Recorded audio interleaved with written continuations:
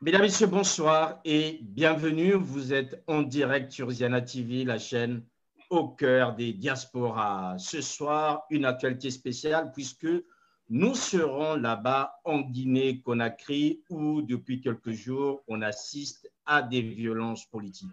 Il faut dire que l'actuel président, le professeur Alpha Condé, a décidé de briguer un troisième mandat alors que la Constitution lui interdisait. Pour cela, tel qu'on l'a vu sous d'autres cieux, le seul principe, c'est de changer la Constitution.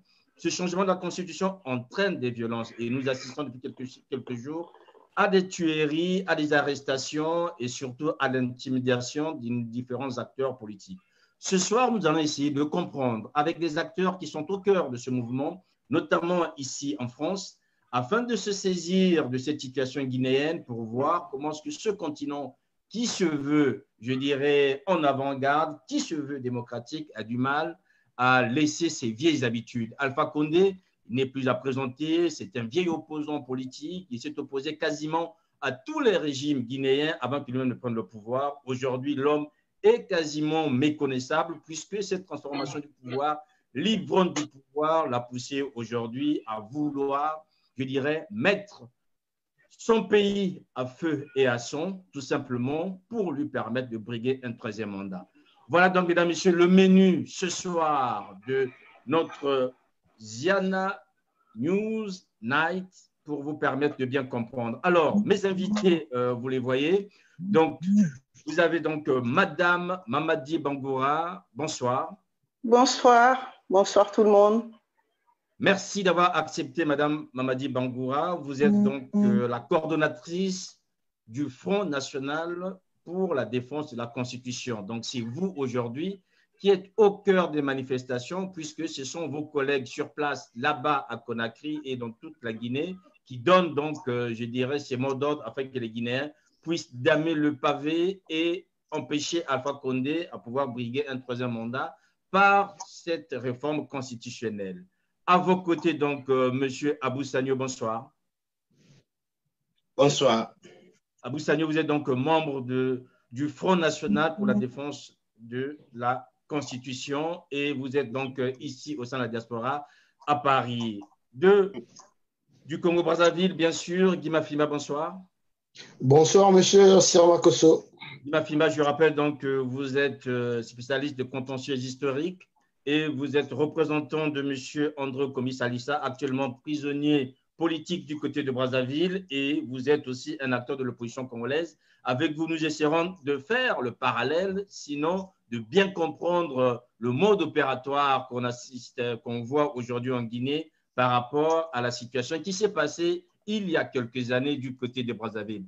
Alors, messieurs, dames, on comprend très bien qu'aujourd'hui, la situation est assez compliquée en Guinée-Conakry. On voit aussi qu'il y a des manifestations, qu'il y a des arrestations, il y a une situation qui est quasiment explosive. Je vais d'abord, mesdames, madame, messieurs, m'enquérir de la situation. Est-ce que vous pouvez faire le point de la journée? Qu'en est-il aujourd'hui de ces manifestations qui ont débuté il y a quelque temps, qui se poursuivent? Il y en a eu aujourd'hui. Abou Sagno, est-ce que vous pouvez nous faire le point de la journée? Qu'est-ce qui s'est passé aujourd'hui du côté de Conakry ou encore d'autres villes où les Guinéens se tiennent debout afin de pouvoir barrer la route à un troisième mandat du professeur Alpha Condé? Alors, bonsoir à toutes, bonsoir à tous. Comme bilan pour la journée d'aujourd'hui, du côté du FNDC, nous sommes largement satisfaits d'abord. Je commencerai par ça. Parce que notre mot d'ordre a été suivi par tous les Guinéens. Peut-être qu'entre la journée d'hier et la journée d'aujourd'hui, il y a eu une petite différence. Mais dans l'ensemble, il a été suivi très bien par tous les Guinéens, vu qu'on voit maintenant que le peuple de Guinée est vraiment préoccupé pour cette situation de troisième mandat de M. Alpha Condé. Alors, comme bilan, tout Conakry, pour le départ le matin, il y avait une circulation fluide sur l'autoroute. Les gens ont tenté d'aller vaguer à leurs besoins, d'aller au marché, aller faire beaucoup de choses. Mais quand les jeunes se sont réveillés, et vu qu'ils étaient fatigués hier, les Guinéens se sont réveillés et qu'ils ont appris les nouvelles des autres villes. Ils ont appris qu'ils ont perdu certains amis à Goloma et ailleurs. ils ont repris encore les manifestations. Tout d'abord, toutes les stations services étaient fermées sur l'autoroute Le Prince. C'est-à-dire, je disais tout de suite qu'il y a deux principales routes à Conakry, une appelée autoroute Fidel Castro et l'autre autoroute Le Prince. Et sur l'autoroute Le Prince, le matin, il n'y a pas eu de problème. Au quartier chaud ou dans le haut banlieue de Conakry, il y a eu quelques euphories, mais à Koloma, il y a vraiment eu des affrontements entre les forces de l'ordre et les manifestants. J'aurais appris qu'il y a eu des morts, mais c'est à confirmer. Alors, dans toute la commune de Ratoma, la manifestation ou notre mot d'ordre a été suivi, tout comme partout à Conakry, vu que tous les magasins de tous les principaux marchés de la ville de Conakry étaient fermés. Le marché d'Anta, de Mandina et même le marché de Matoto, toutes les boutiques là-bas étaient fermées. Toutes les stations-service, comme je le disais, dès l'entrée, étaient aussi fermées vers l'autoroute Le Prince. Alors, à l'intérieur du pays, comme M. Alpha Condé veut rester au pouvoir parce qu'il a des intérêts dans certaines zones minières comme Bokeh, Fria et Kindia, les gens de là-bas ont compris, vu depuis qu'il est arrivé, il augmente le taux de production de bauxite, mais les gens ne voient pas d'effet sur leur vie, sur leur quotidien. Raison pour laquelle les gens là sont vraiment engagés à respecter notre mot d'ordre de grève. C'est pourquoi il y a eu des manifestations dans certaines villes, partout où train qui transporte, il y a eu des manifestations sur ce taxe. Ensuite, à l'intérieur du pays, toujours, le mot d'ordre a été suivi, surtout à l'Abbé. L'Abbé est sorti aujourd'hui plus que toutes les villes. La population de l'Abbé était vraiment mobilisée.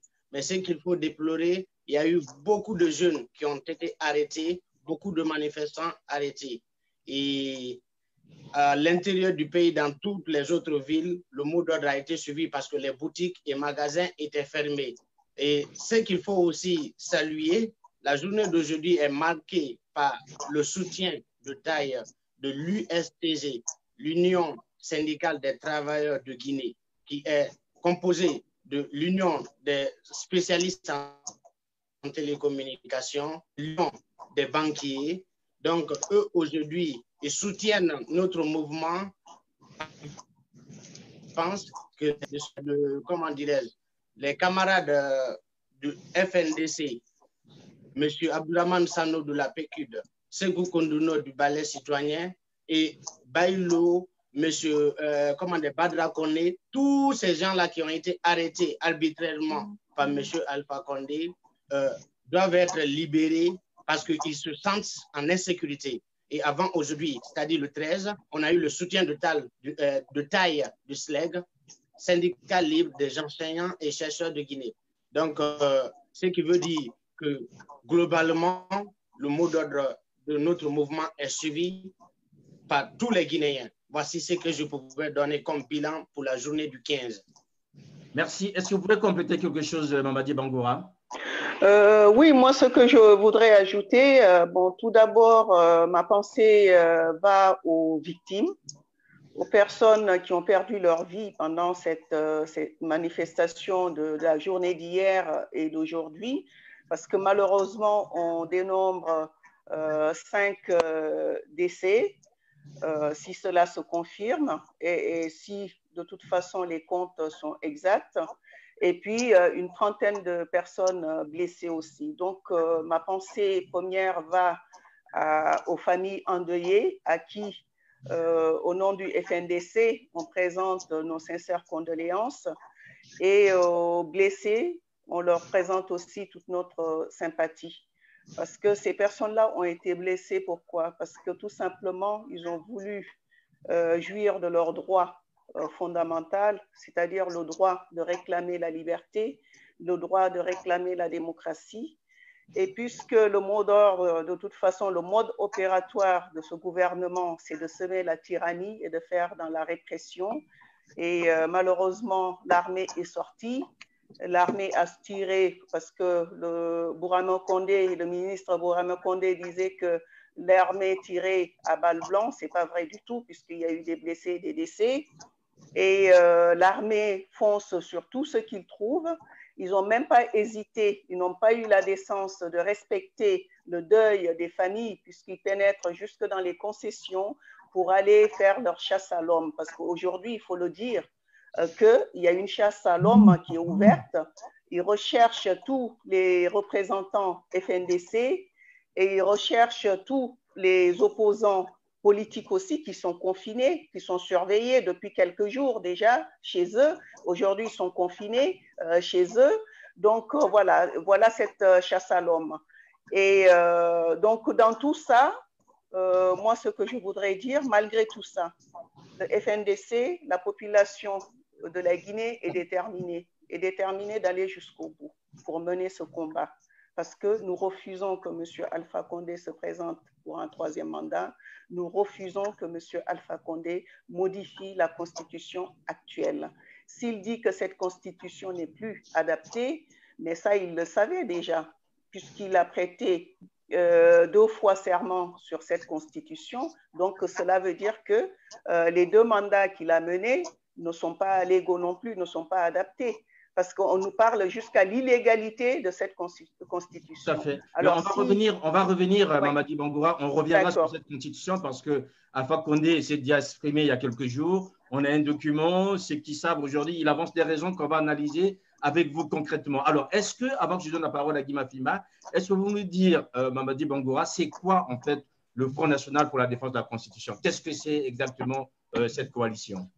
Alors, le Front National pour la défense de la Constitution en Guinée, c'est une coalition qui regroupe les différentes structures de la société civile de Guinée et les partis politiques. Je ne dirais pas toutes, mais en tout cas, la plupart des partis politiques y adhèrent. Et il y a aussi des personnes ressources et toutes les personnes qui partagent nos idéaux. Il y a aussi des syndicats, les regroupements de syndicats qui sont là, qui aussi font partie de cette coalition.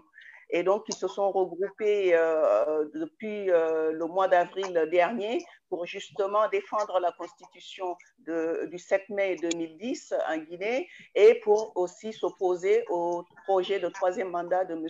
Alpha Condé.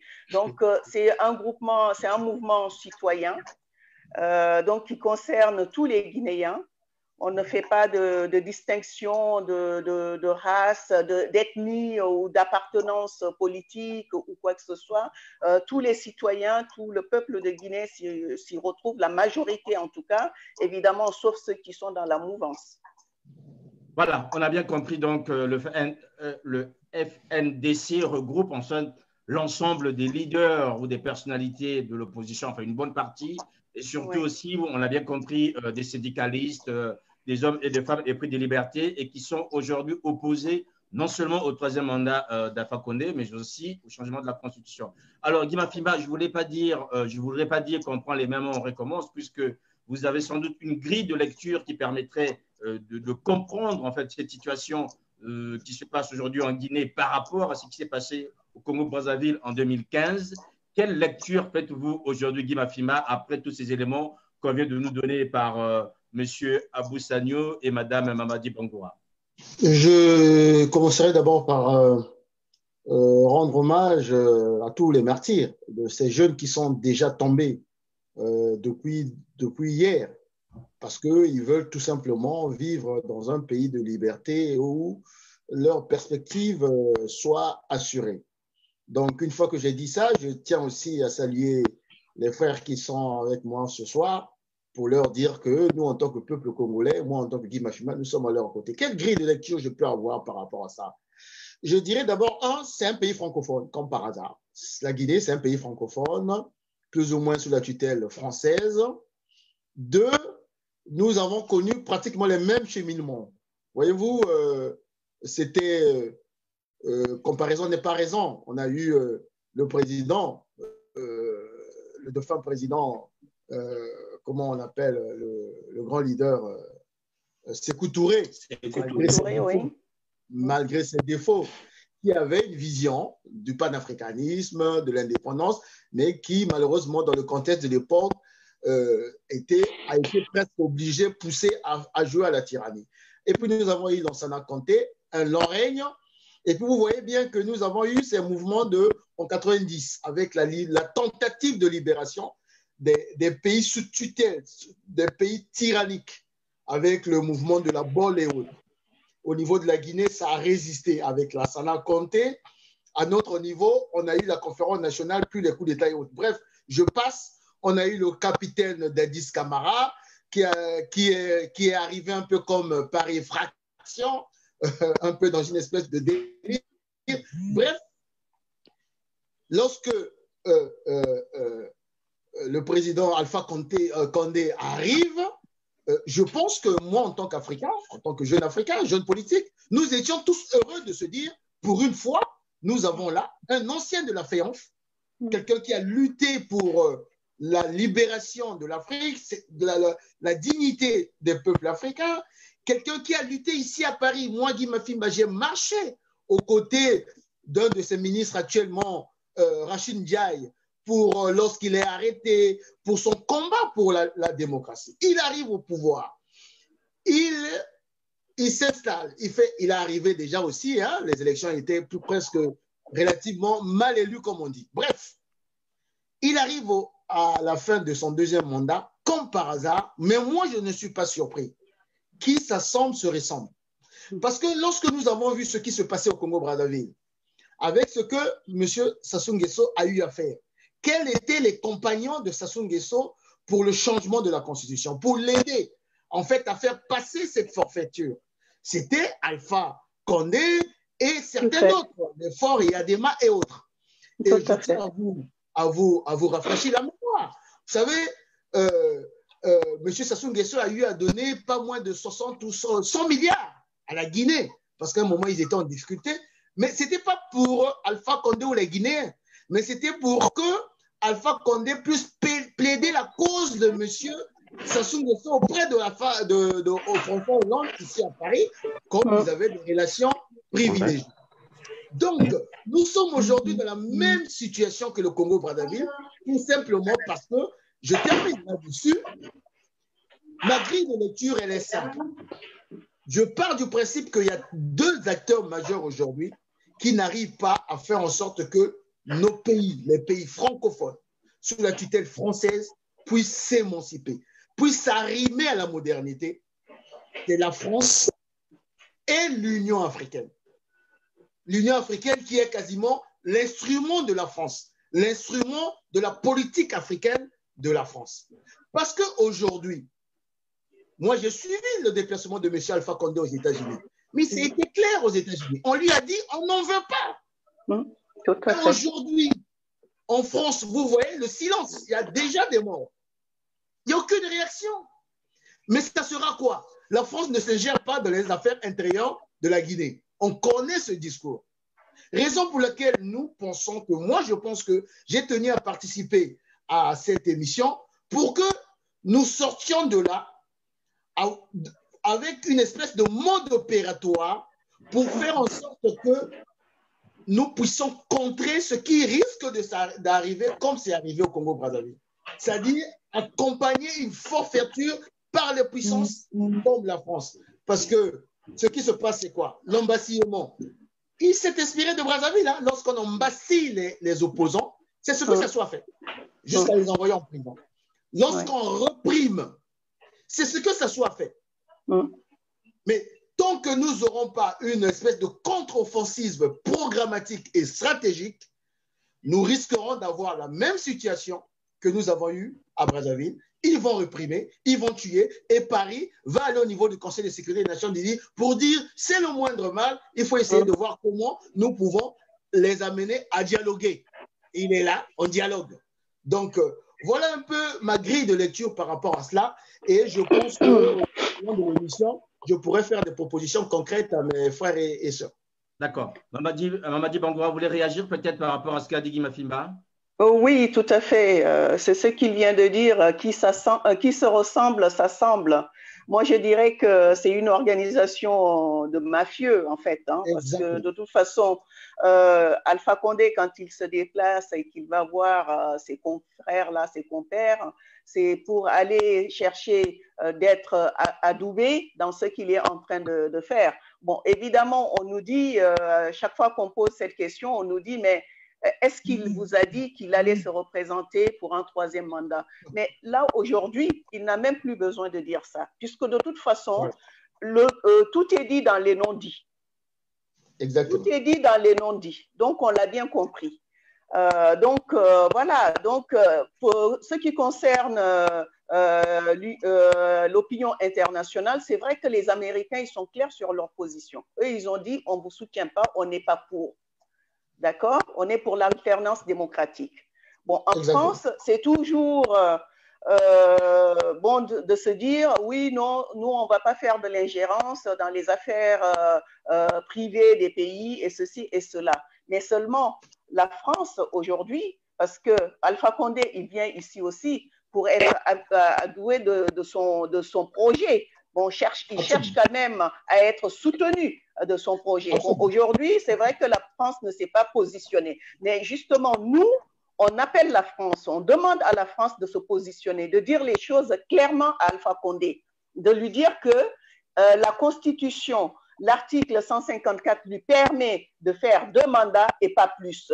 Au bout de ces 2 mandats, il n'a qu'à déposer son bâton de pèlerin et qu'il passe le relais à d'autres personnes. Voilà, nous, c'est ce qu'on demande, que la France puisse aujourd'hui se positionner clairement. Donc, c'est pour ça, le travail qu'on fait aussi, c'est d'avertir l'opinion internationale qui sont témoins de ça.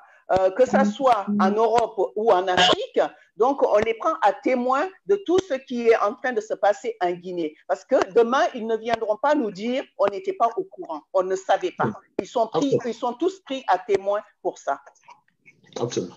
Voilà, mesdames, messieurs, vous êtes donc en direct sur Ziana TV, bien sûr. Nous abordons des questions politiques liées à la situation qui prévaut actuellement en Guinée-Conakry. Alpha Condé veut un 3e mandat.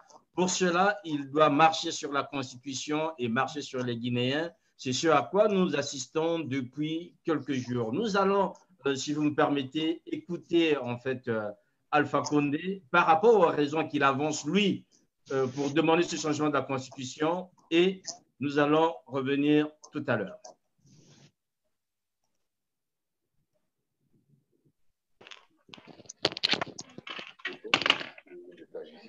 Dans un régime d'exception. Ils ont sélectionné quelques personnes et chacun des groupes est venu avec ses propres intérêts. Qui se tenaient en intérêt. Donc, déjà, le fonctionnement est difficile. Parfois, nous sommes obligés de faire des accords politiques qui sont contraires à la Constitution. Deuxièmement, ce qui est normalement du domaine de la loi, dans le système français, est la loi organique. Donc, vous savez, la loi organique, c'est la moitié des tiers.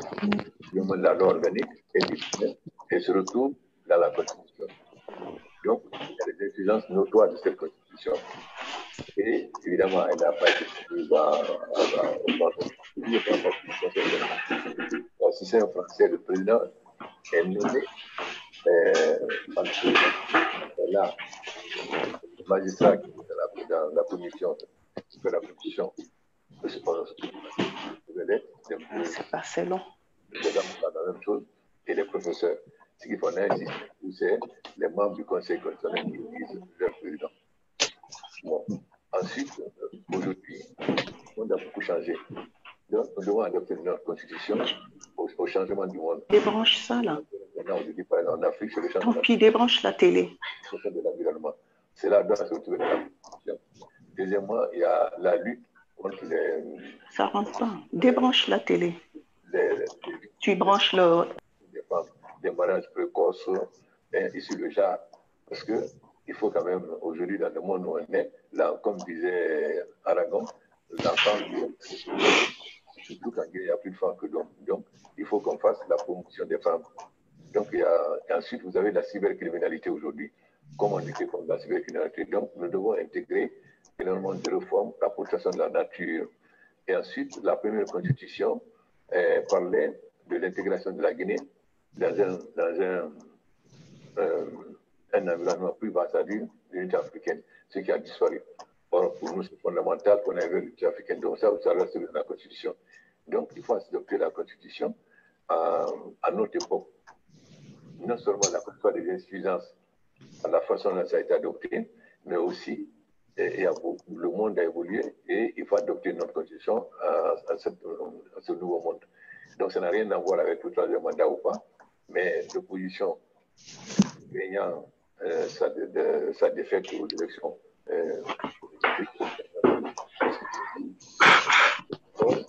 La Constitution donne le pouvoir au président de faire une nouvelle Constitution. Il suffit qu'il demande l'avis consultatif pour soumettre au peuple au référendum. Voilà, une réaction déjà, messieurs, dames. Madame Bangoura, ben, c'est déjà, il dit, parmi les raisons, hein, c'est pour protéger la femme guinéenne qui aujourd'hui est vulnérable, la femme guinéenne qui a besoin, notamment, qui fait face aux violences, qui fait face à une certaine précarité. Et il faut changer la Constitution pour qu'elle se sente mieux et qu'elle vive mieux. Bien sûr, évidemment. La femme guinéenne a bon dos, hein. Donc, M. Alpha Condé se rencontre seulement aujourd'hui, à la fin de son deuxième mandat, que la femme guinéenne a besoin qu'on lui donne de la place dans la société guinéenne. Mais il oublie que de toute façon, dans toute l'évolution de la Guinée, et toutes les révolutions qui ont pu se passer, la femme a occupé quand même une très grande place. Donc, moi, je dirais à M. Alpha Condé qu'il ne s'inquiète pas pour nous les femmes. De toute façon, notre place, on saura la prendre. Donc, lui, tout ce qu'il a à faire, c'est de terminer son troisième mandat et puis qu'il s'en aille. On verra ça après avec la personne qui le succédera. Voilà, en entendant son successeur, est-ce que Abou Sagno, vous estimez que la cybercriminalité, la protection de la nature sont des éléments essentiels pour une nouvelle constitution en Guinée? Alors, c'est juste des arguments, excusez-moi, c'est juste des arguments pour le président de la République pour défendre son projet. Sinon, à part les 5 points d'intangibilité de notre constitution, tous ceux qui viennent d'évoquer peuvent être modifiés sans qu'on ne change notre constitution. Donc, pas une simple loi organique. Je ne sais pas par quelle acrobatie ils pensent que le contrôle de cybercriminalité doit être des raisons pour lesquelles il faut changer une constitution. Un professeur de droit qui est censé connaître les 5 points d'intangibilité de notre loi ne peut pas confondre les intangibilités à ces problèmes-là, la cybercriminalité, et le problème des femmes, les problèmes environnementaux. Je crois que ça ne peut pas du tout être des raisons pour lesquelles il faut changer une constitution. Et sur le premier point où il dit que c'est une loi ou une constitution qui a été adoptée par les représentants de quelques membres de certains partis politiques, il avait ses représentants. Le chef actuel de son bloc parlementaire, M. Amadou Damaro, faisait partie du CNP. D'autres membres aussi de la mouvance figuraient parmi eux. Et ce qu'il faut d'abord retenir dans cette sortie du président de la République, il veut coûte que coûte parler ici de l'unité africaine, de l'Union africaine. Quelqu'un qui prône ces messages pareils, on doit voir dans ses actes qu'il le veut. Il ne faut pas que ça soit seulement des simples messages. Combien de fois ou par quel acte M. Alpha Condé a prouvé qu'il est pour vraiment l'unité africaine? Rappelez-vous, le problème de l'esclavage en Libye, c'était lui qui était le président en exercice de l'Union africaine. Qu'est-ce qu'il a fait? Qu'est-ce qu'il a fait pour nos frères qui étaient vendus là-bas en Libye? Revenons sur le sujet guinéen. Je viens de recevoir un message dans lequel le préfet de Mamou a été chassé par la paisible population qui sont révoltés contre lui. Donc, ça fait partie des bilans d'aujourd'hui. En plus de la grande mobilisation en Labé, les Mamoukas. Mamou, c'est une ville de la Guinée qui est au Carrefour. On l'appelle chez nous la ville Carrefour parce que toutes les routes nationales, à part celle qui va à Bokeh, passent par là. Donc, ce qui fait aujourd'hui partie de notre bilan. Il faut aussi noter que M. Alpha Condé, selon certaines indiscrétions, va s'exprimer d'une minute à l'autre sur la télévision nationale par rapport à la situation d'aujourd'hui. Alors, il ne faut pas aussi oublier Madame la coordinatrice du FNDC, qui est le président dans un communiqué a exprimé son intention d'un dialogue. Et nos leaders politiques, nos leaders, comment dirais-je, du mouvement, exigent d'abord la libération de nos camarades de lutte, exigent d'abord de M. Alpha Condé qu'il renonce à son projet avant qu'on ne parle d'un accord ou d'une négociation. Il a déjà envoyé des messages de rencontre avec les deux principaux leaders de l'opposition, à savoir M. Sidia Touré et Elhadji Cellou Dalein Diallo. Mais vu qu'aujourd'hui, le combat qu'on est en train de mener va au-delà des politiques, on mène un combat citoyen, et que ces deux politiciens se reconnaissent dans le mouvement, eux, ils ont dit qu'il faut d'abord la libération des coordonnateurs de ce mouvement. Parce qu'il a mis notre coordonnateur en prison de façon arbitraire. Ils ont même été enlevés, s'il faut qualifier, en se basant sur les tests juridiques guinéens. Ils ont été enlevés.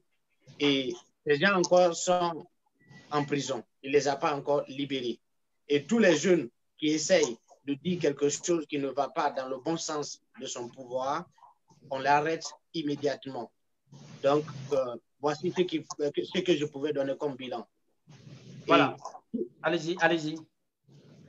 Oui, je voulais juste revenir sur le discours qu'a tenu Alpha Condé hier, qu'il fallait ouvrir le dialogue, ne jamais rompre le dialogue. Mais il faut savoir que Alpha Condé n'a jamais été dans un dialogue de quoi que ce soit. Et puis moi, le fait de venir hier dire il faut dialoguer, il ne faut pas rompre le dialogue, pour moi, c'est comme si c'est le médecin qui venait après la mort, c'est-à-dire le pompier pyromane qui vient, qui met le feu et puis qui vient pour l'éteindre. Parce que le dialogue, il aurait fallu le faire avant que les choses n'explosent comme ça. Parce que si vous voyez que le FNDC a appelé à manifester à partir du 14 octobre, c'est parce qu'on est arrivé à un niveau où on a vu que de toute façon, M. Alpha Condé s'entêtait dans son projet et que de toute façon, si le peuple ne se levait pas, ne prenait pas son destin en main, les choses ne se le feront pas. Donc, c'est la raison pour laquelle ces manifestations ont débuté. Parce que M. Alpha Condé et ses partenaires s'entêtent à poursuivre. Bon, ils nous ont fait une mascarade de consultation. Ces consultations, dès le départ, on a dit qu'on n'en voulait pas. Que de toute façon, on connaissait les résultats d'avance, puisque ce n'est que des résultats truqués. Et comment on peut faire des consultations de tout un peuple sur un sujet aussi sérieux en 3 semaines? En 3 semaines, ça y est, la boucle est bouclée, ça y est, on a fini, on remet le tout. Mais même son Premier ministre s'est débarrassé de la patate chaude qu'il a remis à Monsieur le Président, parce qu'il a vu que, de toute façon, les choses le dépassaient lui-même. Ce n'était plus à son niveau. Donc, il a remis la patate chaude à son président. Voilà. Donc, M. Alpha Condé qui vient nous parler aujourd'hui de rester, de ne pas fermer la porte au dialogue, moi, je pense que quand même, là, c'est le médecin qui vient après la mort. Et si dialogue il y a, nous, la condition, en tout cas, que les choses, peut-être le dialogue reprenne, c'est la libération immédiate de tous nos membres, des leaders du FNDC qui sont en prison en ce moment, et ils sont en détention arbitraire, et aussi de tous les membres, de toutes les personnes qui ont été aussi mises en détention. Donc voilà, et sans condition, et que ça soit dans l'immédiat. Après ça, on verra si on peut avoir un dialogue ou pas. Mais le dialogue, de toute façon, c'est connu d'avance. Nous, ce qu'on veut, que M. Alpha Condé dit qu'il ne va pas se représenter pour un 3e mandat et qu'il renonce à son projet de nouvelle constitution. C'est tout. Voilà. Donc ça, c'est clair et ce n'est pas difficile. Donc, il faut qu'il l'entende, ça. Il faut vraiment qu'il l'entende. Parce que le peuple de Guinée n'est pas prêt à baisser les bras. On est déterminé à aller jusqu'au bout de notre combat. Voilà, mesdames, messieurs, vous êtes bien sûr en direct sur Ziana TV. Allez jusqu'au bout du combat. Guy Mafima, je voulais juste que vous réagissiez en fait aux raisons avancées par Alpha Condé. Vous essayez de faire le parallèle avec ce qui s'est passé à Brazzaville, changer la constitution pour moderniser le pays. Du côté de Brazza, on parlait de la nouvelle république. Donner une place aux femmes. On a vu aussi que le Congo a créé pas mal d'institutions constitutionnelles pour consacrer les handicapés, les pygmées, les femmes et toutes les minorités nécessaires. Et là aussi, parler de l'environnement, de la cybercriminalité. Voilà, Guy Mafima, quelle lecture faites-vous par rapport à ça? C'est des raisons avancées officiellement par Alpha Condé lui-même. Mais comme je disais tantôt, on est dans une espèce de tragicomédie. Vous savez, cette fiction de la République de Gondwana nous rattrape tous les jours, les pays francophones. Mais le plus grave et ce qui est le plus pathétique, c'est que nous avons Alpha Condé, qui est un intellectuel, avant d'être un politique, c'est-à-dire qu'un intellectuel en politique, que ce soit un Sassou Nguesso qui est un Mamadou de l'armée qui se comporte ainsi, bon, à la rigueur, on peut se dire, bon, c'est des gens qui sont arrivés au pouvoir par effraction, ils peuvent se comporter ainsi, mais pas Alpha Condé. C'est ce que j'appelle une tragicomédie et c'est ce que M. Henri Lopez, dans son livre, parlait du pleurer-rire. Maintenant, pour répondre véritablement à votre question, oui, chez nous, on a eu ça. On a eu les pygmées, on a eu les peuples autochtones, le peuple autochtone, c'est le mot, les albinos, les chauffeurs de taxi qui ont appelé, ils ne se retrouvent pas dans la Constitution. Donc, tout un scénario abracadabantesque, tout simplement pour justifier le changement d'une Constitution. Mais en fait, pour justifier la conservation du pouvoir dans une espèce de forfaiture, parce qu'on n'a pas d'argument. Et comme je disais tantôt, M. Alpha Condé s'inspire de M. Sassou Nguesso et qui a comme ça inspiré et le plus grave, c'est le silence de Paris, dont on sait pertinemment que c'est de la mascarade. Donc, ce qui se passe en Guinée, c'est la même chose qui se passait chez nous. Maintenant, sur les fameux les arguments, là, j'interpelle, j'espère qu'ils sont en train de vous suivre. J'espère qu'un ami comme Rachid Ndiaye, qui est mon ami, est en train de me suivre. Mais le père de la Ve République française, c'est bien De Gaulle. De Gaulle a mis en place la Ve République, mais il est parti à la suite d'un référendum. Donc, les arguments sur la cybercriminalité, l'environnement, je ne sais pas, les femmes et autres, il sait pertinemment, lui, en tant qu'intellectuel, que c'est du pipeau. Et avec ce pipeau, on est en train de tuer les enfants. Parlons du panafricanisme. C'est ça le plus grave. Vous savez, monsieur Sirmakosso, les gens oublient, le premier phénomène qui avait quasiment traumatisé le monde, c'était l'affaire des deux jeunes Guinéens qui sont partis de Conakry, dans, comment on appelle ça là, dans les trous là, et se sont retrouvés en Belgique. Oui. Il était encore opposant. Moi, j'étais à Brazzaville. Nous avons été choqués dans cette affaire. Mais lui, au pouvoir, nous avons vu combien de migrants sont morts là dans la Méditerranée. Il était patron de l'Union africaine. Lui, Alpha Condé, le fameux panafricaniste, le fameux souverainiste. Lorsque la dernière fois, il est passé à RFI, il a parlé, ouais, vous ne nous respectez pas, nous les Africains. Mais est-ce qu'ils ont organisé une réunion extraordinaire pour parler des migrants? Et aujourd'hui, ils parlent du panafricanisme? Non, c'est de la forfaiture. Raison pour laquelle je dis et je redis, nous devons mutualiser les intelligences et les moyens pour arrêter net cette forfaiture de M. Alpha Condé. Et les frères et les sœurs peuvent compter sur nous. Voilà, en entendant qu'ils ne comptent sur vous. Alors, madame, messieurs, on voit bien que la situation est plus ou moins bloquée. Le dialogue, d'abord, il faut libérer les prisonniers. Aujourd'hui, on voit très bien la volonté d'Alpha Condé, peut-être qu'il prendra la parole ce soir, comme nous l'a dit Abou Sagno, peut-être demain, c'est d'arriver à trouver une porte de sortie. Pour vous, la porte de sortie est tout simplement son départ, ou bien vous vous dites qu'on peut essayer de voir, puisqu'il a dit au début que c'est un pays qui est habitué au compromis, on s'est toujours arrangé, on s'assied même sur la Constitution. Donc, est-ce qu'il n'y aura pas d'autres arrangements que le départ de M. je dirais, la fin du mandat, qu'il parte à la fin de son mandat, sans toucher à cette constitution? Nous, si je peux prendre la parole, allez-y. On lui demande pas de forcément mettre fin à son mandat qu'il est en train de faire là. Hein. C'est-à-dire que ce que nous demandons, ce que le FNDC, ce que la population, les Guinéens demandent à Alpha Condé, c'est qu'ils disent clairement qu'il ne va pas se représenter pour un troisième mandat. Et ce que les Guinéens, le FNDC, demande à M. Alpha Condé, c'est qu'il dit clairement qu'il renonce à son projet de modification ou de nouvelle constitution. Maintenant, si il veut faire du forcing, malheureusement, il risque de partir avant la fin de son deuxième mandat. Parce que le peuple de Guinée aujourd'hui n'est plus comme avant. C'est-à-dire que la Guinée ne va plus être gouvernée comme avant. Aujourd'hui, la Guinée est ouverte sur le monde.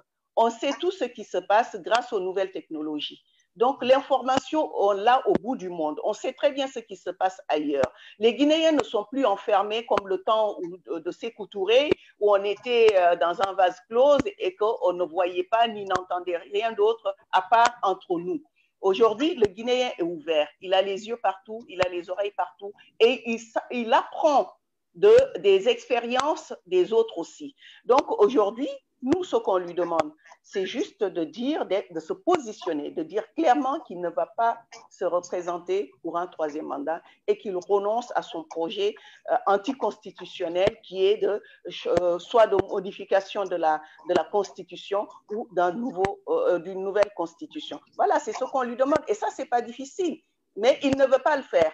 Il ne veut pas le faire et il se permet même de parler, de lancer des discours comme ça avec beaucoup de mépris envers les Guinéens parce qu'il va aux États-Unis, il lance comme ça dans un discours comme ça, oui, voilà, il faut que les Guinéens se préparent pour un référendum. Mais ça veut dire quoi ça, hein? C'est quoi ça? C'est du mépris pour son peuple.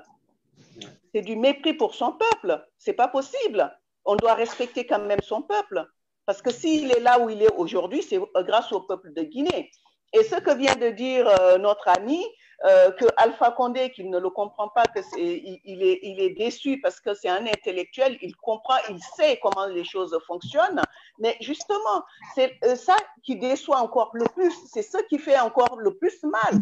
Parce que, étant donné que c'est un intellectuel, étant donné que c'est quelqu'un qui a vécu à l'extérieur, qui était de la diaspora guinéenne, lui, il sait. Parce qu'il s'est battu, justement, pendant ces 40 années d'opposition, il s'est battu pour une démocratie en Guinée. Si aujourd'hui, Alpha Condé vient avec tout ce qu'il a pu dire avant, quand il était dans l'opposition, et qu'il vient au pouvoir aujourd'hui, et qu'il dénie tout ce qu'il a pu, tous les discours qu'il a pu tenir, mais franchement, là, oui, il est très décevant. Et les Guinéens sont très déçus par ça. Parce que l'arrivée de Alpha Condé, même si on n'avait pas voté pour lui, même si on ne le soutenait pas, mais quand même, ça nourrit beaucoup d'espoir chez les Guinéens parce qu'on s'est dit, bon, au moins, c'est quelqu'un qui a vécu à l'extérieur, il a fait partie de la diaspora, il s'est battu pendant 40 années. Bon, on pense qu'il ne sera pas mauvais.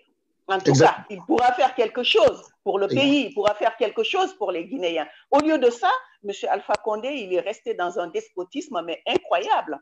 Incroyable. C'est affligeant. Donc voilà, c'est vrai qu'il est très décevant de ce côté-là, parce qu'on aurait quand même espéré que lui puisse amener la Guinée vers le développement, vers l'émergence, et que les Guinéens, les jeunes Guinéens puissent trouver du travail, qui n'aillent pas risquer leur vie dans la mer Méditerranée. On a des milliers de Guinéens qui se sont noyés, qui ont perdu leur vie dans la mer Méditerranée, et d'autres qui ont réussi à traverser, mais qui sont dans des situations déplorables que je ne souhaiterais à personne au monde. Les parents sont au pays, ils se disent nos enfants sont en Europe, sont en Occident, mais ils ne savent pas. S'ils voyaient les conditions dans lesquelles vivaient leurs enfants, mon Dieu, moi je suis mère, je ne le souhaite pas. Chaque fois que je vois des jeunes traîner là, je me dis, ça pourrait être des jeunes Guinéens. Et c'est vrai, il y a beaucoup de jeunes Guinéens parmi ces jeunes-là. Non, parce que pourquoi les jeunes fuient leur pays? Vous croyez qu'un être sensé va aller se jeter dans la bouche de la mort? Non, mais s'ils fuient, c'est qu'ils n'ont pas pu avoir ce qu'ils espéraient avoir dans leur pays. Les gens, c'est du survie qu'ils font. Les populations sont en situation de survie en Guinée. La ménagère, quand elle se lève le matin, elle ne sait pas si elle peut mettre une petite pomme de terre dans son panier. Et ça, ce n'est pas normal.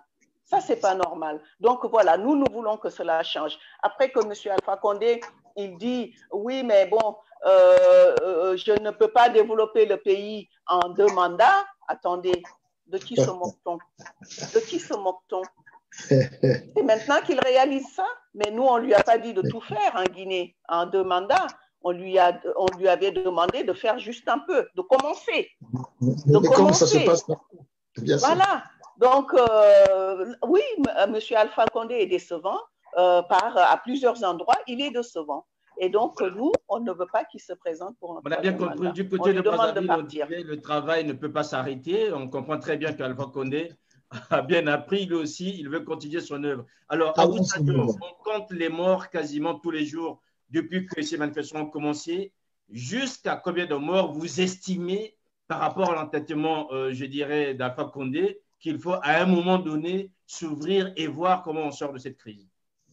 On ne peut pas parler comme ça, on ne peut pas considérer les choses comme ça, parce que malheureusement, un seul mort, c'est un mort de trop. Nous, on ne le souhaite pas. Nous, on veut la paix dans notre pays. Le FNDC, c'est un mouvement citoyen, un mouvement pacifique. On n'est pas dans la violence. La violence vient de l'autre côté. Ce n'est pas les membres du FNDC. Ce n'est pas les populations qui ont fait de la violence. C'est de l'autre côté. C'est du côté de l'armée parce qu'on leur a donné l'ordre de mater. Voilà, ce sont les mots même. On leur a donné l'ordre de mater quiconque ose sortir manifester. Donc, la violence, ça ne vient pas de nous. Un seul mort, c'est un mort de trop. Donc, on ne le souhaite pas. On ne peut pas compter comme ça. On ne compte pas comme ça, Abou Sadio. Monsieur Sirmakosso, vous savez, je voudrais rebondir sur ces questions sur la répression et ses conséquences. C'est là où il faut pointer la responsabilité de Paris. Voyez-vous ce qui s'est passé en RDC? Comparez ce qui s'est passé en RDC. Parce qu'en RDC, ce sont les États-Unis d'Amérique qui ont pris à bras le corps la résolution à travers les élections à Kinshasa. Qu'est-ce qu'ils ont commencé à faire? Lorsque M. Kabila a commencé à réprimer les manifestations pacifiques, les États-Unis d'Amérique se sont empressés de lister les généraux, les dignitaires du régime qui sont des commanditaires de cette répression. C'est ce qui a fait qu'en montant crescendo, lorsqu'ils arrivent aux élections, le pouvoir de Kabila et ses fameux lieutenants, ces fameux massacreurs, se sont rendus compte qu'à force, nous allons nous retrouver un jour devant la CPI. C'est là où je pointe du doigt toujours la responsabilité de Paris sur cette espèce de cynisme qui consiste à créer les conditions de la pérennisation des pouvoirs tyranniques comme celui d'Alpha Condé, avec un jeu assez sournois. Il suffirait qu'aujourd'hui, Paris se décide à lister tous les officiers, le ministre de l'Intérieur, les officiers de la police qui ont reprimé depuis hier. Vous allez voir, Alpha Condé va se calmer. Vous saisissez les avoirs de ces dignitaires-là, ils vont se calmer. Ils vont abdiquer. Et jusqu'aujourd'hui, Paris ne le fait pas. Tout simplement parce que c'est toujours ce double jeu de donner l'impression que, ah oui, vous savez, nous ne voulons pas nous ingérer, mais ils savent bien que s'ils s'ingèrent, ce n'est pas s'ingérer. S'ils prennent leurs responsabilités en tant que puissance responsable, nous, les pays francophones, nous ne serons pas dans cette misère-là et nous n'allons pas continuer à pleurer nos enfants. Donc, c'est quelque chose que je tenais à dire. Cette hypocrisie, c'est ce cynisme de la doctrine française en matière d'accompagner les pays africains pour leur développement, c'est-à-dire leur liberté. Parce que développement rime avec liberté. Et ils font le contraire tout simplement parce qu'ils n'ont jamais voulu de notre développement. Ça, je le veux bien. Mais à condition qu'ils le disent clairement, qu'on sache aujourd'hui qui sont nos adversaires. Voilà, en attendant que le stage, j'aimerais juste répondre à Gracias Dune qui nous suit en ce moment par rapport à l'absence d'un contradicteur sur ce plateau. Il faut dire que cette information est disponible en ligne sur les réseaux sociaux depuis, je dirais, la fin de cette matinée et que les personnes que nous avons ici, ce sont des acteurs politiques de la société civile guinéenne qui sont connus dans le milieu pour ceux de la diaspora. Donc, normalement, l'information est passée. Et si vous connaissez, je dirais, des hommes ou des femmes proches du pouvoir actuel ou des contradicteurs, ben, toutes les informations sont disponibles. Ils peuvent se connecter, venir ici et apporter la contradiction nécessaire. Voilà donc une mise au point que je voulais faire. Il y a plusieurs commentaires. Vous aurez sans doute le temps de pouvoir les suivre et peut-être apporter des réponses spécifiques.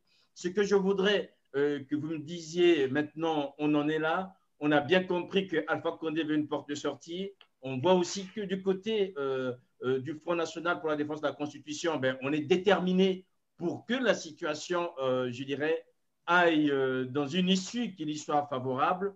Est-ce qu'aujourd'hui, tel qu'on l'a vu à un moment donné au Congo, vous faites appel à l'Union africaine? Est-ce qu'il faut interpeller l'Union africaine? Guy Mafima est en train d'interpeller Paris. Est-ce qu'il faut interpeller la communauté internationale afin que ces massacres puissent s'arrêter, afin que les Guinéens, à ce moment-là, peut-être il faudra se retrouver et apporter les solutions nécessaires et que ce pays puisse avancer normalement? Madame Bangoura. Oui, j'aurais aimé laisser Abou répondre s'il le souhaitait. Après, je pourrais compléter. Oui. Abou Sadio, oui, tout à fait. On a déjà commencé il y a de cela un mois à attirer l'attention de la communauté internationale, d'abord par un mémorandum que le FNDC Belgique a déposé à l'Union, c'est-à-dire au siège de l'Union européenne. Ensuite, lors du voyage du président de la République aux États-Unis, on a aussi fait la même chose. On a déposé un mémorandum, nos collègues qui sont là-bas ont déposé un mémorandum. Ils ont aussi manifesté devant le secrétariat d'État. Ils ont même poussé Marc Pompeo à dire à M. Alpha Condé qu'ils ne sont pas pour le tripatouillage des règles démocratiques. Donc, dans toujours le même ordre, Mme Bangoura, qui est notre coordinatrice, et tous nos collaborateurs sont en train actuellement d'élaborer un mémorandum adressé à toutes les autorités françaises et toute la communauté internationale présente ici en France. Et dans quelques jours, on mettra fin à la rédaction de notre mémorandum et on le déposera ce qui de droit. Donc, ce qui concerne la CEDEAO et les autres pays de l'Afrique, oui, ils sont déjà attirés à travers le mouvement tournant en page du Niger qui a organisé la réunion ou le meeting des anciens chefs d'État pour le respect des principes démocratiques en Afrique, qui était présidé par le président nigérien Mamadou Youssoufou. À cette réunion, il y avait plusieurs anciens présidents, Madame Ellen Johnson Sirleaf du Libéria, Monsieur Goodluck Jonathan et d'autres présidents africains qui étaient venus pour soutenir ce projet de la société civile, surtout à la tête le mouvement tournant en page du Niger. Donc oui, la CEDEAO est au courant de ce qui se passe, la CEDEAO est attirée et ce qu'il faut aussi retenir et de vraiment innovant dans ce travail, nos collègues, nos camarades, avant qu'on ne commence l'emprisonnement et ces violences, ont toujours adressé des courriers à la CPI et à la communauté internationale sur les risques qui pouvaient arriver au fait, en cas d'entêtement du président actuel. Et voici maintenant ce qui se passe. Donc, ces institutions qui ont été attirées par des courriers officiels ne peuvent pas dire aujourd'hui qu'ils ne sont pas informés. Si vous avez suivi la BBC Afrique ce matin, ils ont parlé de Amnesty International qui a demandé, qui existe de faire l'éclairage sur ce qui se passe en Guinée. Pour Amnesty, il y a disons, des victimes du ciblage, ce que moi, je ne me permets pas de le dire, mais en tout cas, pour Amnesty International, il y a certains ciblages de certaines victimes. Bon, ça, c'est de la politique et c'est du droit. Mais ce qui nous concerne, la société civile, oui, on a attiré l'attention de la communauté internationale. Madame Bangoura, vous voulez peut-être compléter par rapport Oui, tout à fait. effectivement, hein, on n'a pas attendu malheureusement aujourd'hui qu'il y ait des victimes pour attirer l'opinion internationale. Que ce soit l'opinion internationale en Afrique ou en Occident. Et je dirais même, Mamadou Youssoufa, lui, il a dit ce qu'il pensait du troisième mandat, du projet de troisième mandat de M. Alpha Condé. Hein. Lui, il lui a dit de renoncer à ce projet-là, que ce n'était pas du tout raisonnable de persister dans ce sens-là. On a tenu à prévenir, alerter l'opinion internationale parce que nous, on ne veut pas que demain, qu'on nous dise on n'était pas au courant. Et là, on prend à témoin tout le monde pour qu'ils sachent ce qui se passe en Guinée. Effectivement, les ONG présentes en Guinée sont en train de donner aussi l'alerte parce qu'il y a des blessés qui n'ont pas pu bénéficier de soins. Quand ils arrivent dans les hôpitaux, on leur demande d'aller ailleurs pour se faire soigner. Déjà, dans la déontologie médicale, il y a certains médecins qui ne respectent pas leur serment d'Hippocrate. Donc voilà. Et en ce qui concerne la France, la position de la France est prévenue. On a eu à rencontrer aussi certains députés ici pour les alerter sur la situation en Guinée. La position de la France, évidemment, ils évoquent toujours le refus d'ingérence dans les affaires politiques des pays. Mais moi, je dirais surtout, c'est un refus de porter secours aux populations. Parce qu'on ne va pas attendre qu'il y ait des milliers de morts pour se dire, ah oui, là, c'est sérieux, il faut se soulever. Non. Donc, pour moi, c'est un refus de porter secours. Donc, la France, on lui demande de se positionner clairement, de dire ce qu'il y a à dire à M. Alpha Condé. Parce qu'aujourd'hui, si M. Alpha Condé s'entête aussi dans ce projet, c'est parce que quelque part, il sait que peut-être qu'il est soutenu quelque part. Mais bien entendu. Voilà, et ce soutien, c'est pas rien pour lui. Parce que si demain, aujourd'hui, la France se positionnait et disait à Alpha Condé, il faut arrêter, ça suffit, stop, je pense que les choses changeront en Guinée. Mais puisqu'il n'a pas encore reçu ce mot d'ordre, je vais le dire comme ça, donc il continue parce qu'il se sent encore soutenu. Et en tout cas, nous, on prend à témoin tout le monde et chacun répondra de ses propres responsabilités. Parce qu'aujourd'hui, si les choses continuent comme ça et qu'on en arrive à dénombrer des morts et des morts, malheureusement, il y en a qui en répondront parce que personne ne nous dira on ne savait pas, on n'était pas au courant. Tout le monde est au courant, tout le monde est alerté. L'opinion internationale est alertée. Voilà, Monsieur Alpha Condé, il a été mis en garde aussi par la population, par les représentants du FNDC, par les opposants politiques. Donc, il sait les risques qui encourent à ce genre de répression et à ce genre de manifestation. Le peuple s'est soulevé, mais il s'est soulevé pacifiquement. Hein. Le peuple n'est pas violent. Hein. C'est l'armée qui est violente, parce que l'armée a reçu des ordres. Donc, ce n'est pas le peuple qui est violent. Et les armes, c'est l'armée qui détient les armes. Ce n'est pas le peuple qui détient les armes. Donc, on voit bien où se trouve en tout cas la force. Hein, parce que le rapport de force n'est pas équilibré. On a bien compris, Madame Bangoura. Alors, Guy Mapima, j'aimerais juste avoir votre opinion parce que au moment où la situation était assez difficile du côté du Brésil en 2015, vous aviez aussi fait appel à l'opinion internationale. Aussi, vous avez attiré, il y a eu des démarches auprès de la communauté internationale, mais ça n'a pas empêché Denis Sassou Nguesso d'aller au bout de sa démarche. Aujourd'hui, quelle analyse faites-vous quasiment 4 ans après ou 5 ans après par rapport à ce qui se passe en Guinée, malgré les avertissements, malgré le fait qu'il y a eu cette réunion du Niger, malgré le fait aussi que finalement, du côté des États-Unis, on a dissuadé M. Alpha Condé d'aller au bout, mais il y va quand même. Est-ce que vous pensez que cette fois-ci, l'opinion internationale, la communauté internationale va vraiment peser pour faire entendre raison à Alpha Condé?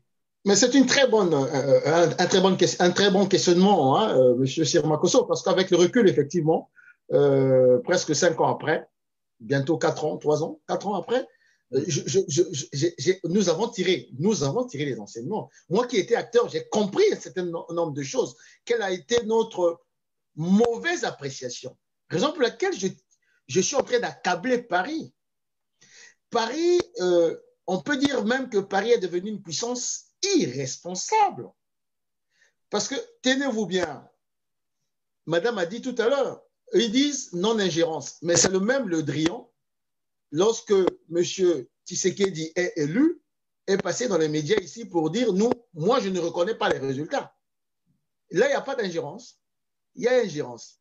Ce qui revient à dire que ceci, que nous ne devons pas du tout avoir cette espèce de complexe, cette espèce de retenue en se disant nous avons, je ne sais pas, une espèce d'attache ou ce qu'ils appellent les liens historiques avec Paris où nous ne pouvons pas nous pencher ailleurs. Nous avons sorti dans notre mouvement la dynamique incarnant l'espoir. Lorsque nous avons parlé du Big Bang géostratégique, c'est cela, M. Sirmakosso. Nous avons estimé aujourd'hui qu'il y a des puissances responsables. Ça veut dire qu'il y a des puissances qui estiment qu'il y a des peuples qui ont besoin d'avoir leur liberté et de choisir demain leur partenaire. Mais regardez, ce qui se passe là, j'ai commencé par dire, c'est un pays francophone, comme par hasard. Mais soyez-en sûrs, si mes frères de la Guinée, et je suis convaincu qu'ils vont faire ce travail-là, de se rapprocher des pays anglo-saxons. Ils ne sont pas obligés d'aller aux États-Unis, hein. Même là, au Nigeria là, ou au Ghana, là, ils auront le soutien nécessaire pour mettre en échec les projets de Alpha Condé. Je veux dire par là que l'enseignement que nous avons tiré, c'est de se dire que en matière géostratégique et politique, ce n'est pas tout simplement les intérêts dus à des liens historiques. Non, c'est d'abord nos propres intérêts. Si nos propres intérêts peuvent être, on va dire, en symbiose avec d'autres puissances, ne vous gênez pas du tout. Parce que le nombre de voyages qu'a eu à faire Alpha Condé ici, ce n'était pas pour les beaux yeux de Paris. Parce qu'il était venu dealer sa forfaiture. Moi, j'ai vu M. Alpha Condé dérouler le tapis rouge à Sarkozy dernièrement. Lui qui se dit panafricaniste, souverainiste. Quelqu'un qui n'est même plus chef d'État. Il lui déroule le tapis rouge. Pourquoi? Mais nous avons vu le même Alpha Condé. Comment il s'appelle? Kouchner. Lors des premières élections, les Kouchner se sont ingérés pour imposer Alpha Condé, qui était très mal élu. Donc, on ne doit pas se gêner. Nous devons être décomplexés. Notre génération, on doit être décomplexé. Mobutu le disait de manière, on va dire, plus ou moins barbare. Et Mobutu disait, s'il faut s'allier avec le diable pour ne pas que pour éviter comment on disait ça, la déchirure, si l'expression m'échappe, de la RDC, je n'hésiterai pas. Mais s'il faut s'allier, entre guillemets, avec telle ou telle puissance pour faire en sorte que l'Afrique francophone, sous la tutelle de la France-Afrique, c'est de cela qu'il s'agit, se libère, je dis à mes amis, n'hésitez pas. Nous, au niveau du Congo-Brazzaville, nous avons tiré cet enseignement pour se dire qu'il y a des puissances, notamment en France, il y a des courants, notamment en France, qui ne veulent pas du tout avoir affaire à une génération qui soit une génération libre, qui soit une génération capable de nouer des relations avec qui il veut pour l'intérêt de leur pays. Et aujourd'hui, nous avons encore des forces qui résistent à ça, dans Paris, autour de Macron. Même si Macron lui-même, il est jeune, mais il a ces forces-là rétrogrades qui n'ont pas changé et qui ne changeront pas. Regardez, comment vous pouvez expliquer que Macron puisse recevoir Biya, ce vieillard qui est complètement à côté de la plaque? Pourquoi? Pour discuter de quoi? Ils vont discuter de quoi? Donc, l'enseignement que nous avons tiré, c'est ça. C'est le Big Bang géostratégique. N'hésitez pas. Moi, je dis à mes amis, vous avez à côté là le Nigeria, Le Sénégal a aidé les forces démocratiques de la Gambie à chasser Yaya Jammeh. Hein. Donc, allez voir le Nigeria, allez voir le Ghana. C'est une puissance régionale. Ils étaient au Niger lorsqu'il y a eu cette réunion pour demander au chef d'État d'arrêter de tripatouiller les élections. Pourquoi? Parce que ces pays, ces hommes d'État, que ce soit au Nigeria, au Ghana et autres, ont compris que l'Afrique, en tout cas, nos sous-régions, ont besoin de mutualiser les moyens, les intelligences et les énergies. Voyez-vous le potentiel de la Guinée? Vous voyez le potentiel énergétique de la Guinée?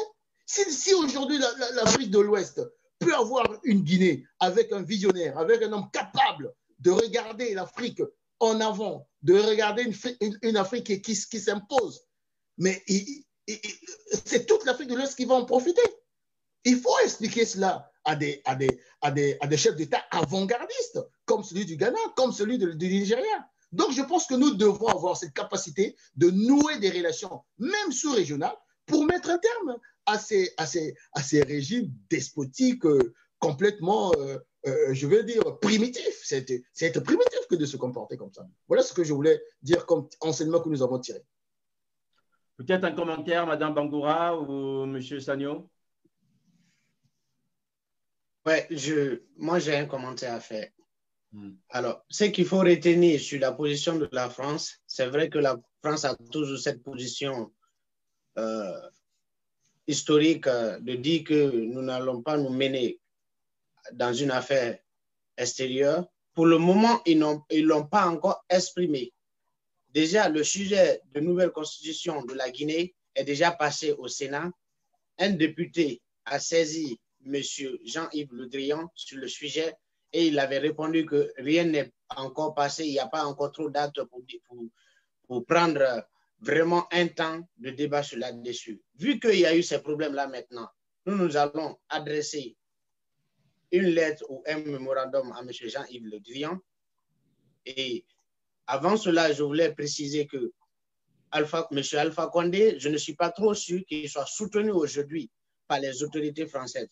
Il est possible qu'il soit soutenu par un grand lobby ici en France, mais je ne suis pas trop sûr qu'il soit de mise avec M. Macron. Il était là lors de la descente vers, comment ça se dit, la célébration de la fête qui s'est passée en Provence, Rhône-Alpes, et il est venu, son démarcheur qui est M. Sarkozy, ils étaient deux présidents, lui et M. Alassane Ouattara, selon les indiscrétions que j'ai prises sur Internet via l'AFP, M. Macron n'était pas pour les projets de troisième mandat, ni de l'un ni pour l'autre. Comment dirais-je, Ouattara et M. Alpha Condé. Mais c'est toujours comme ça le même jeu. C'est le même jeu c'est-à-dire la France fait le même jeu pour tous les pays, surtout francophones. Ce que moi je peux dire ici et sur qui M. Alpha Condé peut compter, c'est vraiment la Russie. Parce que dès le départ, c'est l'ambassadeur russe, lors d'une réunion entre les ambassadeurs étrangers en Guinée, qui a attiré l'attention des Guinéens sur ce projet machiavélique de M. le Président. L'ambassadeur russe à l'époque, qui était M. Alexandre Brigadier ou quelque chose comme ça, a dit que même le courant, c'est-à-dire que rien n'est standard, que tout est modifiable. Je résume ce qu'il a dit, mais ce n'est pas exactement comme ça il a dit. Que donc, pour lui, M. Alpha Condé peut changer la constitution. Donc, le seul pays qui a vraiment aussi un grand intérêt en Guinée, à travers l'entreprise Russal, est la Russie. Et qu'est-ce que nous devons faire par rapport à ces positionnements? Soit on met la pression sur la Russie et les pays qui ont leur intérêt en Guinée en exigeant aux entreprises, en empêchant aux entreprises de bien exercer leur travail, leur activité, soit on envoie les mémorandums, si on n'a pas de réponse, on passe par tous les moyens pour nous faire écouter. Le cas de Nigeria que mon frère du Congo évoquait tout de suite. Le président nigérian il y a peu de temps Je ne sais pas si c'était l'affaire de Tabaski. Oui, exactement. Le président de la République de Guinée s'est rendu au Nigeria. C'était dans le même cadre. Mais il a carrément dit au président, le président Mamadou Buhari a dit au président de la République de Guinée qu'il n'était pas pour ce projet. Du coup, nous pouvons compter sur le Nigeria. Et je crois que quand le Nigeria est avec toi dans un combat dans la CEDEAO, personne ne pourra échouer. Mais aujourd'hui, ce qui me surprend dans tout ça, c'est le silence de la CEDEAO. C'est le silence de toutes ces institutions internationales. Depuis hier, il y a déjà 5 Guinéens morts. Aujourd'hui, le bilan est alourdi. Et aucune institution internationale, sauf Amnesty, ne s'est encore prononcée sur notre situation. C'est ce qui me dépasse. Et je ne sais pas qu'est-ce qu'ils attendent encore avant de se prononcer. Et pour moi...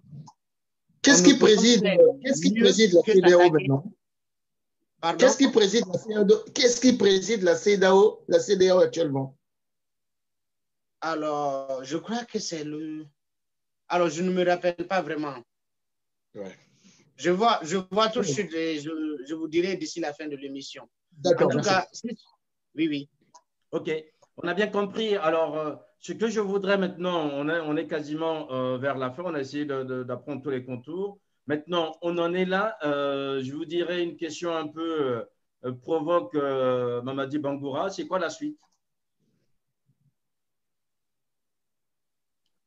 Ah, il y a un problème avec votre micro, Madame Bangoura. On ne vous entend pas. On n'a toujours pas de retour.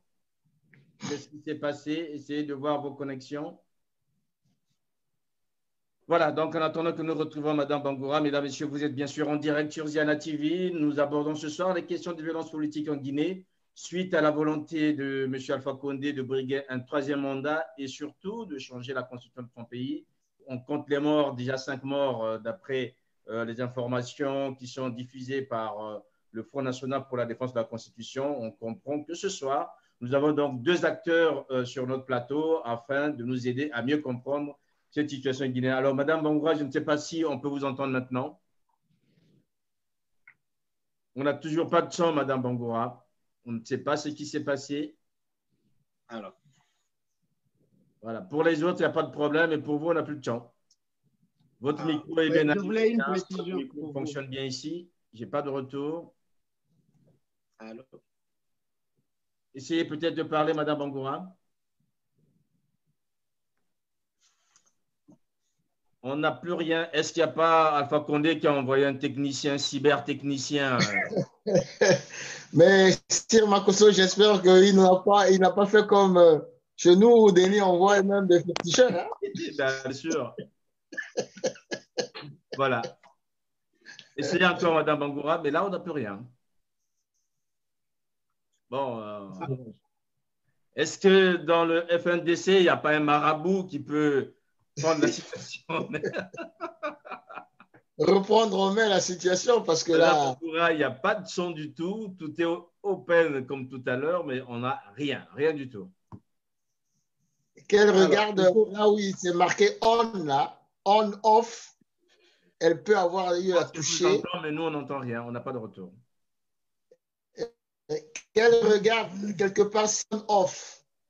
D'accord. Elle a peut-être touché par inadvertance ce bouton-là. C'est pas possible. Mais alors, on a donc Abou Sagno, c'est quoi la suite déjà en attendant que nous retrouvions Madame Bangoura? Ce serait quoi la suite pour vous? La suite, c'est Madame Bangoura, en même temps, essayez de parler quand vous pouvez. Dès qu'on sera un son, on vous donnera la parole parce que là, on est un peu perdu. Alors, la suite pour nous, d'abord pour le FNDC France, c'est de finaliser d'abord les mémorandums, envoyer nos mémorandums, ces lettres-là, avec déjà les victimes et les images, s'il faut les vidéos, les fichiers vidéo, pour voir ce qui se passe en Guinée. Ça, c'est un. Du côté de la Guinée, le combat et la manifestation continuent jusqu'à ce que le président libère nos camarades combattants.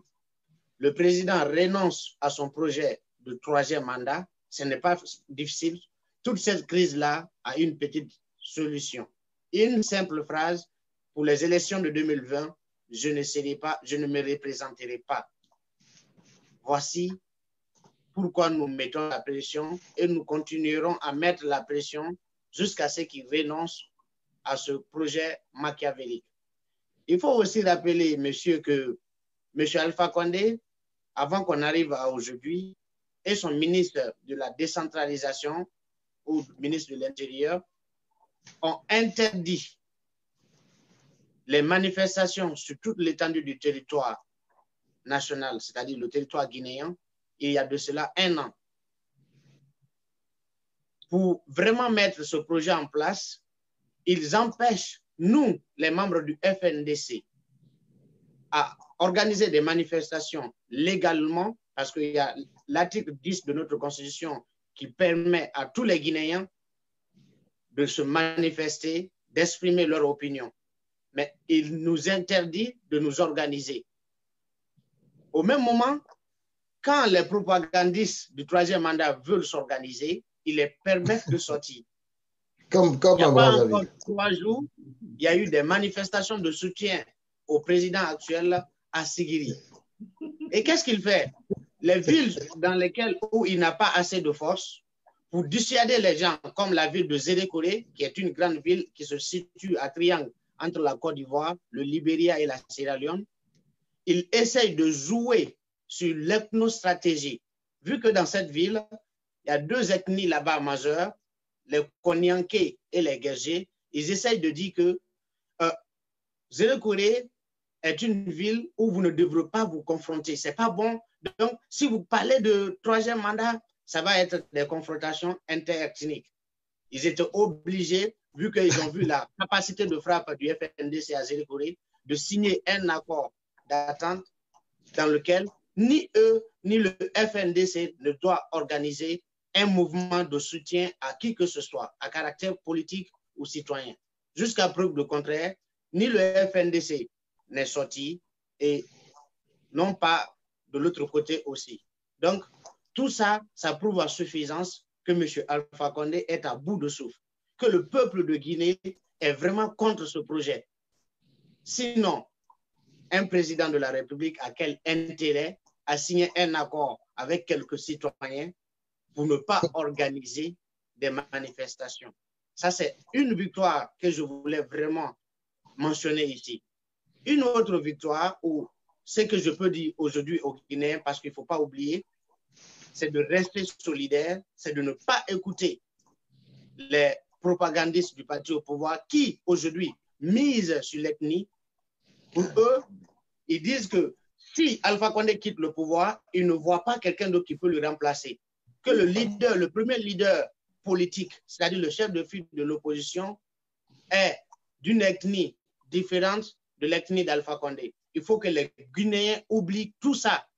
On est dans un État, c'est une nation, on ne pourra pas se développer. C'est-à-dire, notre voiture qui a 4 roues, parce que la Guinée est subdivisée en 4 régions naturelles, ne pourra pas circuler sans l'une de ces roues-là. Voici ce que je voulais dire à mes compatriotes.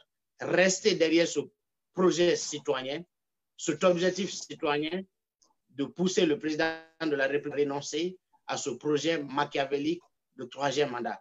Sinon, si vous tombez dans son piège par lequel il passe par l'ethnie, il essaye de centrer la manifestation dans une commune où en majorité il y a des peuples. Si vous acceptez cela, quand il y a des problèmes ou quand vous vous trouvez dans la main des budgétivores ou de ces quelques minorités de personnes qui ne pensent qu'à leur intérêt personnel, le Guinéen n'aura que ses yeux pour pleurer.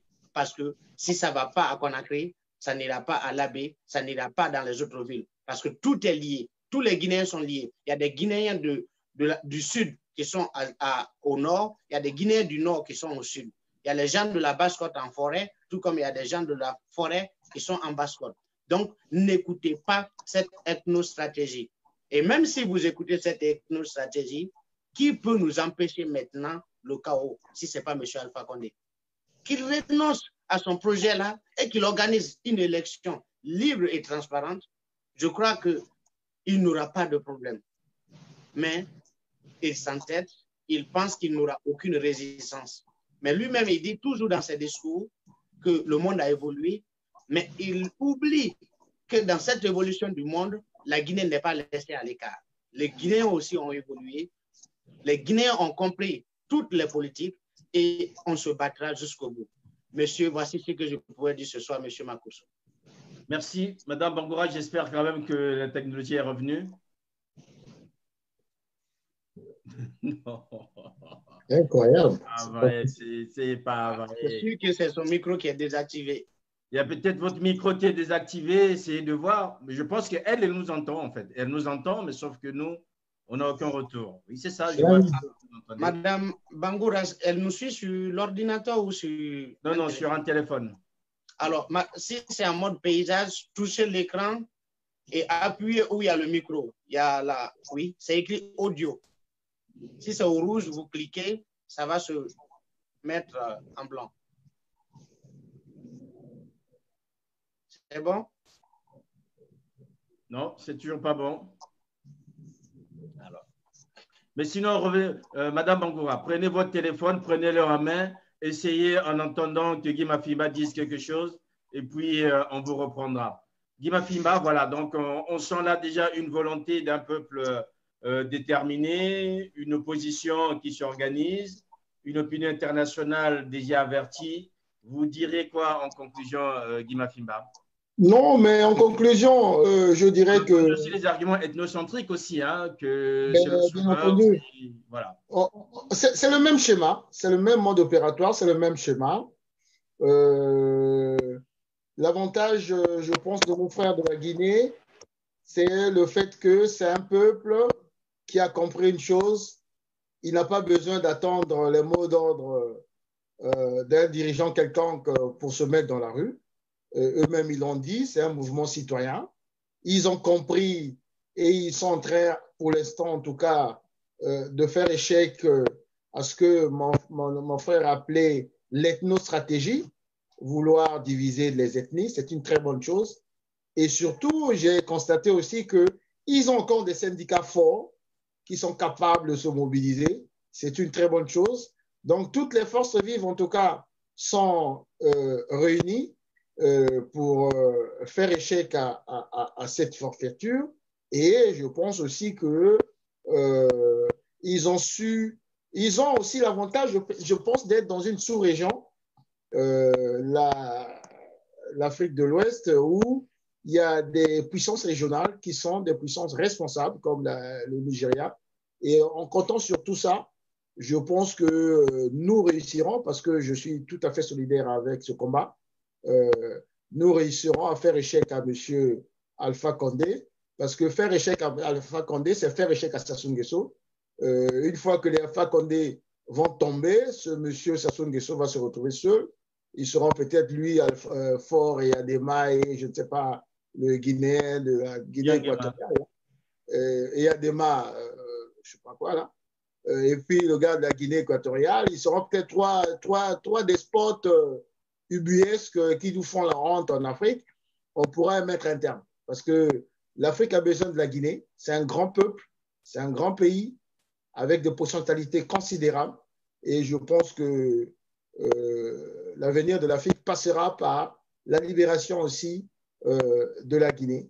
Et lorsqu'on voit ce qui s'est passé en Tunisie, on ne va pas continuer à se dire que nous sommes maudits. Ce n'est pas possible. Les Tunisiens ne sont pas plus intelligents que nous. Ils ont eu aussi des dictatures. Regardez, en une semaine, ils ont réussi à organiser une élection. Le meilleur a gagné. Celui qui a été battu est venu le saluer. Et ils avancent. Donc, on ne peut pas continuer à faire comme ça. Je suis très confiant et j'espère que dans les coulisses, je pourrai avoir les contacts de mes frères de la Guinée et ils pourront compter sur moi et la communauté congolaise. Nous sommes nombreux ici à être à vos côtés pour mettre hors d'état de nuire M. Alpha Condé, qui est une véritable honte pour l'intelligence africaine. Voilà mon dernier mot. Mamadi Bangoura. Ah non. Non? Oh là là. On n'a toujours rien. Ce que vous allez faire, débrancher tout et c'est juste de parler sans le kit, sans le micro, juste comme ça. Peut-être que C'est le qui a perdu son micro, je ne sais pas. C'est pas possible. Et pourtant, quand ça bouge, voilà. Pourtant, quand ça bouge, c'est qu'il y a un Est-ce son. que vous m'entendez là? Ah ben là, c'est bon. Ben, voilà. Le féticheur d'Alpha Condé a été vaincu. Eh ben, je crois que c'est le sorcier qui était là. Hein. Parce qu'on a eu l'épisode des sorciers aussi. Hein, donc, voilà. Hein, qu'est-ce qu'il ne faut pas dire, hein, franchement. Ben, voilà. Voilà. Donc, vous avez le mot de la fin, Madame Bangoura. Vous demandiez tout à l'heure quelle était la suite. Oui, voilà. Abou a bien résumé les choses. Moi, je voulais dire que la suite, Alpha Condé détient la solution. Il a la solution en main. Il faut juste qu'il veuille appliquer cette solution, c'est-à-dire de dire clairement qu'il renonçait à se présenter pour un troisième mandat et qu'il ne toucherait pas à la Constitution du 7 mai 2010. Voilà la solution. Sinon, jusque-là, jusqu'à ce qu'il se prononce, le peuple de Guinée est déterminé, le FNDC est déterminé, le combat continue. Comme l'a si bien dit Abou, c'est-à-dire qu'il faut que les Guinéens évitent de tomber dans le piège de l'ethnocentrisme. Parce que les Guinéens, on n'est qu'un seul. On est tous des frères et des sœurs. On vient de la même famille. Donc, il ne faut pas laisser les politiques nous diviser entre nous, parce que la Guinée, c'est notre pays, c'est notre bien à nous tous. Donc, personne n'est mieux né que l'autre en Guinée. On est tous pareils. Donc, si, comme il l'a dit, si ça va mal à Conakry, ben ça ira mal à Sibérie, ça ira mal à la baie aussi. Donc, on a tout intérêt à se donner la main, à être unis, à nous mobiliser ensemble pour que vive la Guinée, pour que la liberté fût enfin en Guinée, pour que la démocratie fût enfin en Guinée. Voilà. Nous, c'est pour ça que nous nous battons. C'est un combat citoyen. On n'est pas là pour encourager la violence et quoi que ce soit. Non, on est très pacifique dans notre mouvement. On est très pacifique dans notre démarche. Ceux qui sont violents, c'est ceux qui sont en face de nous. Et c'est vrai, pourquoi on empêcherait le FNDC et les Guinéens qui veulent la liberté, les Guinéens qui proclament la démocratie, manifester leurs droits, demander leurs droits, et qu'on permettrait à d'autres qui font la propagande de la politique actuelle à manifester et sans qu'ils aient aucune crainte. Mais c'est deux poids deux mesures. Tous les Guinéens sont pareils. Alpha Condé, il a oublié d'être le président des Guinéens. Il a toujours été le président d'un seul groupe. Et ça ne marche pas. On ne va pas diviser les Guinéens.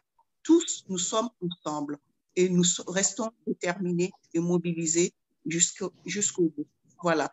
Donc là, évidemment, ma pensée va aussi à nos leaders, les leaders du FNDC qui sont en rétention actuellement et à tous les membres FNDC qui sont détenus et ainsi qu'à tous les autres, toutes les personnes, les Guinéens qui sont sortis pour faire valoir leurs droits qu'on a pu arrêter et qu'on a mis en prison. Nous demandons la liberté immédiate, la libération immédiate de ces personnes-là et sans condition. Pour qu'il y ait un dialogue, il faut déjà qu'on arrive tous à pied d'égalité sur la même table. Pour le moment, ce n'est pas le cas. Et donc, ce dialogue-là, de toute façon, le dialogue aura lieu quand M. Alpha Condé renoncera à son idée de troisième mandat et à la modification de la Constitution. D'ici là, ben, écoutez, le combat continue. Merci beaucoup. Et toutes mes amitiés à toute la Guinée et à toute l'Afrique aussi. Et merci pour vos soutiens. Merci pour cette émission qui nous a permis de nous exprimer. On espère en tout cas vous retrouver une très prochaine fois. Merci beaucoup. Voilà. Merci à vous aussi, madame, messieurs. Merci à Mohamed Fadiga qui ne pouvait pas être là ce soir, qui a facilité cette rencontre. Merci à Abou Sagno, merci à Mamadi Bangoura, merci à Guy Mafimba.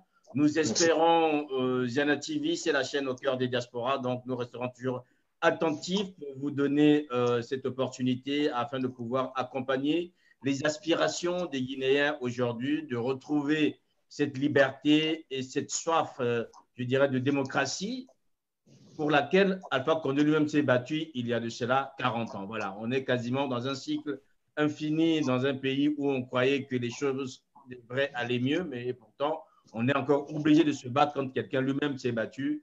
Et c'est assez compliqué parfois, ça vous épuise plus que si vous avez affaire déjà à quelqu'un qu'on pouvait remarquer.